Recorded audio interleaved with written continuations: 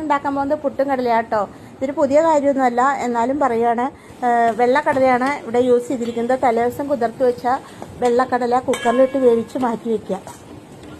പിന്നീട് മഞ്ഞൾപ്പൊടി, മുളക് പൊടി, ഗരം മസാലപ്പൊടി, മല്ലിപ്പൊടി ഇതെല്ലാം ചേർത്ത് 2 ഉള്ളി, 2 സവാള, നമുക്ക് ഇഷ്ടമുള്ള അത്ര കുറച്ച് കറിക്കൊരു ചെറിയ മധുരം വേണമെങ്കിൽ സവാളയുടെ വലിപ്പം അനുസരിച്ച് എണ്ണം കൂട്ടാം കേട്ടോ. തക്കാളി ഉണ്ടെങ്കിൽ തക്കാളിയും ചേർക്കാം.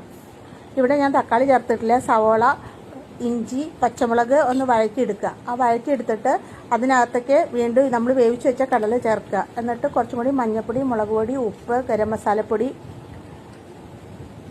മല്ലിപ്പൊടി ചേർത്ത് വീണ്ടും വഴറ്റിയെടുക്കുക. അതിനകത്തേക്ക് നമ്മൾ മാഗിയുടെ മസാല ഉണ്ടെങ്കിൽ അത് വേണമെങ്കിൽ ചേർക്കുക, അല്ലെങ്കിൽ വേണ്ട.